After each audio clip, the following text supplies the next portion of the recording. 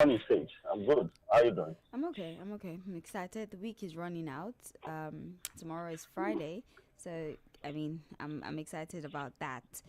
How are you? Did you sleep well? How's your day Yes, going? How's your day starting out? yes.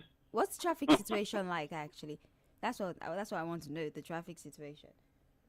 Well, nothing too serious. Just a normal day. Nothing heavy. From this side of Lagos. I don't know what other side, but What side of it looks Lagos? cool. Cameroon. But at least from this side of Lagos, all is well.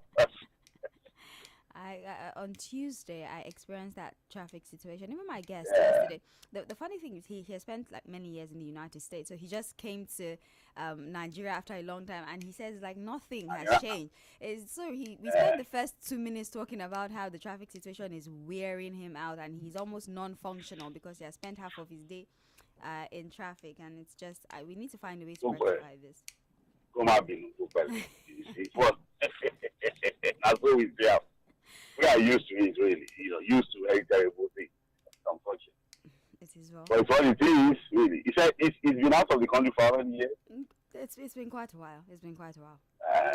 And they say nothing has changed. They're recording nothing has changed. Right? With regards to the traffic situation, your words. No, no, well, there's a lot to say, really, but sometimes we just have to just start. Newspaper. Petrol war fallout. NMDPRA, NUPRC bosses resign as Dangote petition rocks sector. Now, Nigeria's petroleum sector was thrown into fresh uncertainty on Wednesday following the resignation of the chief executive of the Nigerian Midstream and Downstream Petroleum Regulatory Authority, Farouk Ahmed, and his counterpart at the commission, Benga Komolafe, amid the deepening controversy triggered by allegations and a petition filed by the president of the Dangote Group, Aliko Dangote. The presidency announced the resignation of the two regulators on Wednesday, a development widely seen as a fallout for the stream sector. I want to pick out the name of the persons that have been sent to the Senate as a replacement for these individuals. Yes. So now to fill these positions, that's following the resignation of the NMDPRA and the NUPRC boss, President Tinubu has written to the Senate requesting expedited confirmation of Oritsmeyiwa Amonorisewo Eyeson as CEO of NUPRC and engineer Saudu Aliyu Mohammed as CEO of NMDPRA. This is a confirmation that was made by presidential spokesperson Bayo Ononuga.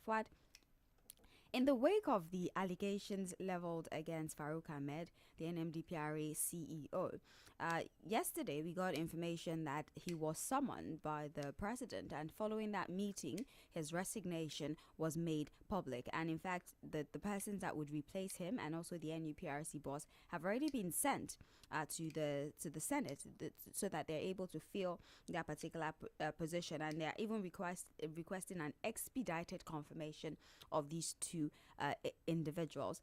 Marketers are now jittery, according to the Punch reports, that this shake-up, this sudden reset to reduce his gantry price, they have lost 90% of the marketers who pick products from their depot. And so this shake-up might just resignation, the call for an expedited replacement of these two CEOs that have been sacked, and also the concerns of the market. With the resignation in itself. So it had to take a Dangote before we saw the presidency taking action on, but we don't really talk about the other man, because the upstream sector is not the sector that we really focus on. The crude oil exploration, so it doesn't really concern us. We don't really look at that side, because again, midstream and downstream sector, because that's what concerns us. That's where we get a lot of the information. And this is a petition, but before the presidency time, they must be investigated. I know these things cannot be done in isolation.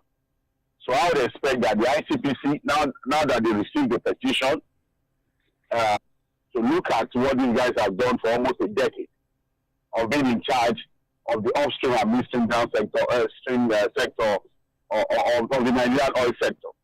So that's when they've not been investigated. So most likely, step up to replace them. Of course, yes, you don't want to create a vacuum.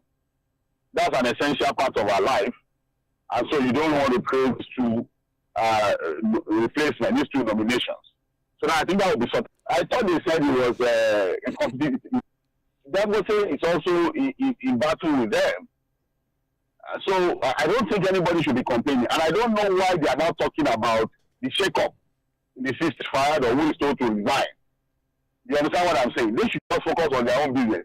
They are importers, Abby, and they want to continue to eat, Abby. So I don't know why they have decided to tie themselves into the story of Farouk Ahmed.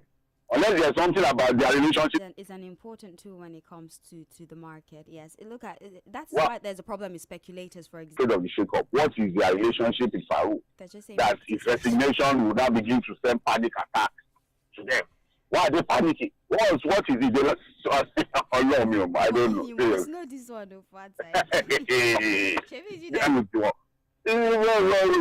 that Dangote's friend is bad. That has been defending the interest of my importers from day one. He was the same man that told us that Dangote does not even have panic attack. They should have it. Do you think there's any scenario where this whole thing comes back and blows back to find ourselves also buying the product expensively? Like, why is it that we're not looking at there's a possibility that something could also cause us to... it's not as if there's anything we're enjoying. It's still very expensive. If you understand where we're coming from. Right. But what we are in MPC, I've held those down for over 2 decades. The only thing we can fear now, say, is fear itself.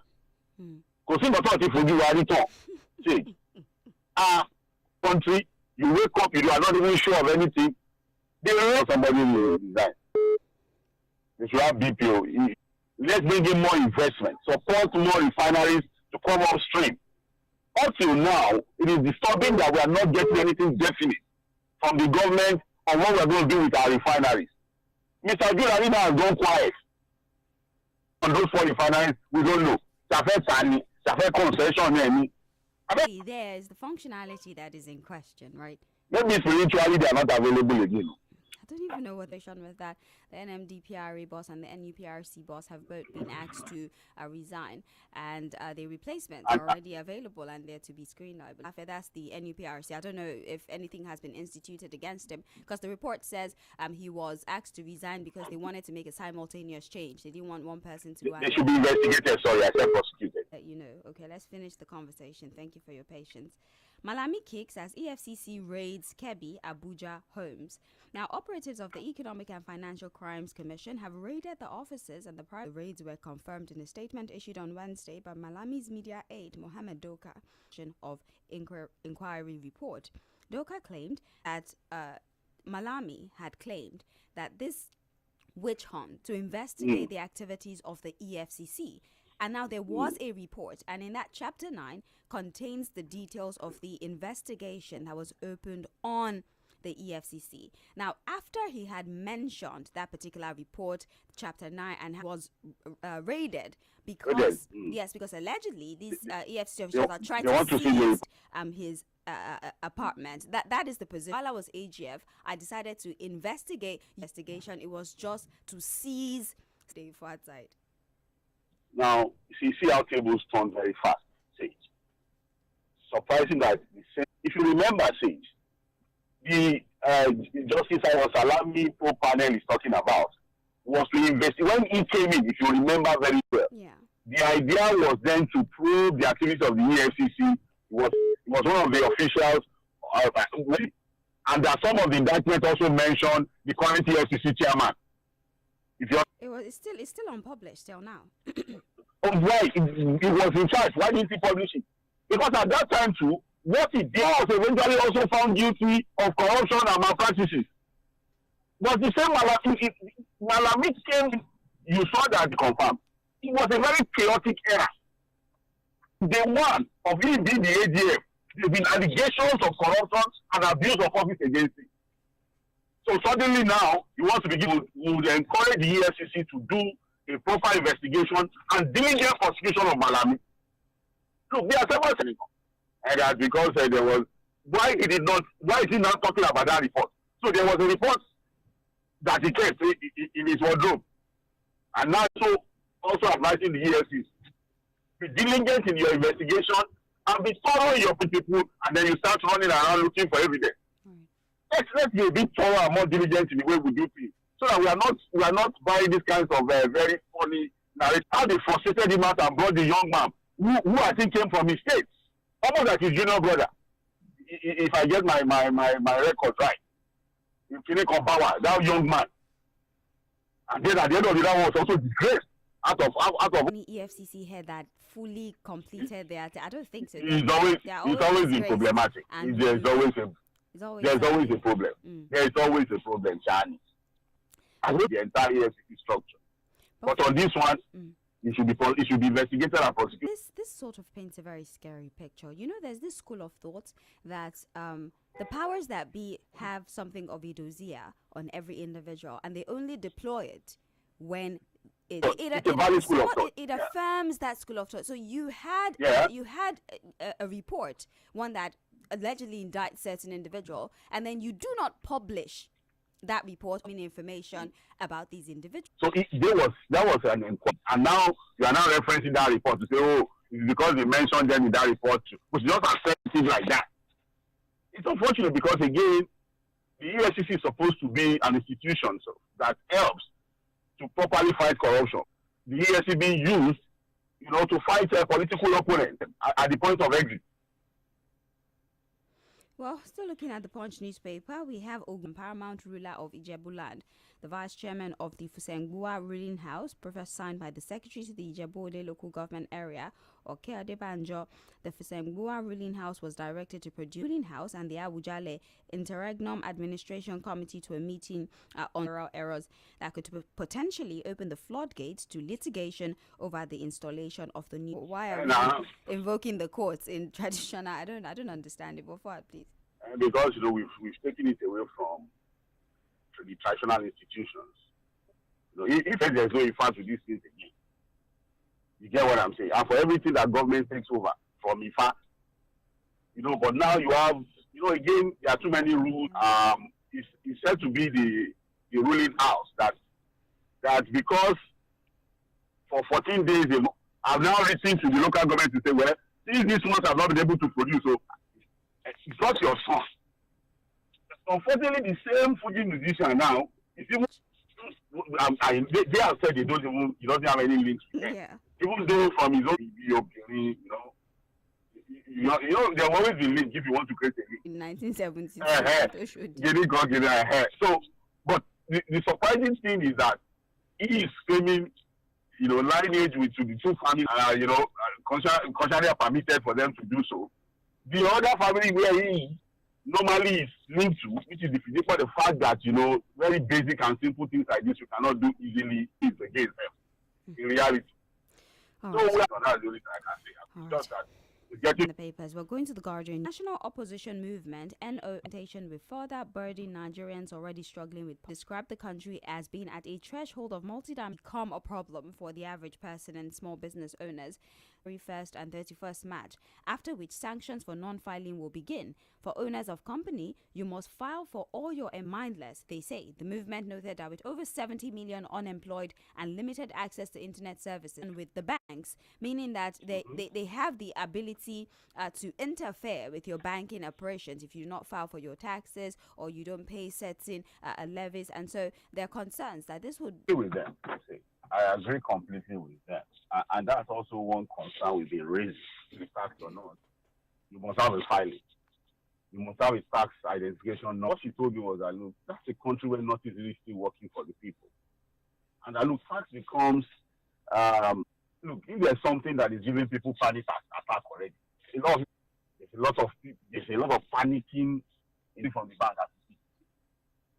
There are little money for those that can withdraw the money because they are not even sure of anything yet. Because again, it appears the government is intentional about on Nigerians.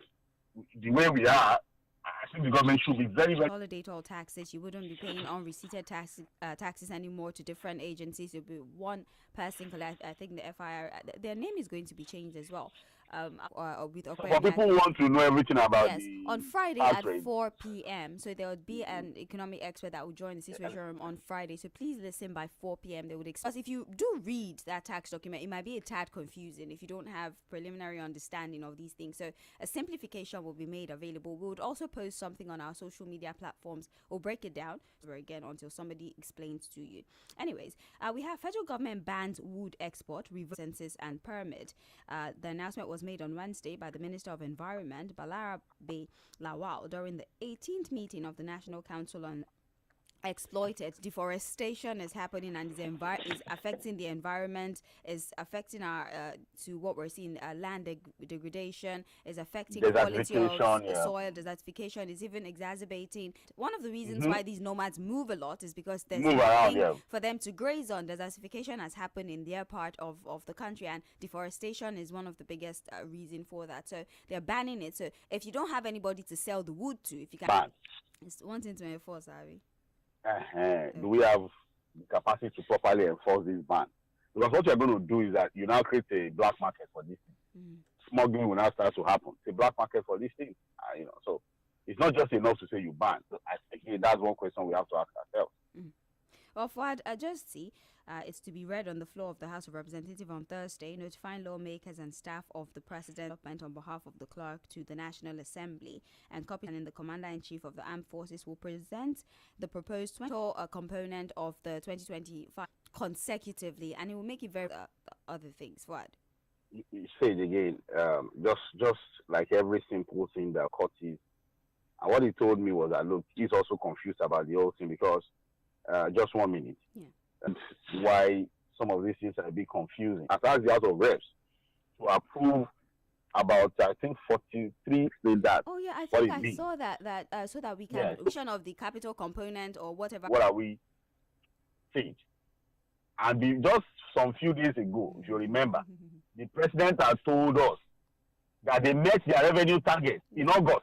I think, just like we are talking about the tax thing that say. How do you have the president to consolidate on those gains? Only for us to now hear, Sage, from the Minister of Finance that there was a 30 trillion yourself. Where is this shortfall coming from?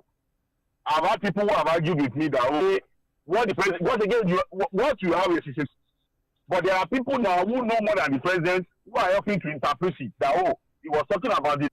What was supposed to be the target for the oil revenue? And so the 30 trillion shortfall, we met our target, and you are explaining that it is not a revenue target. Okay, so let's put that aside.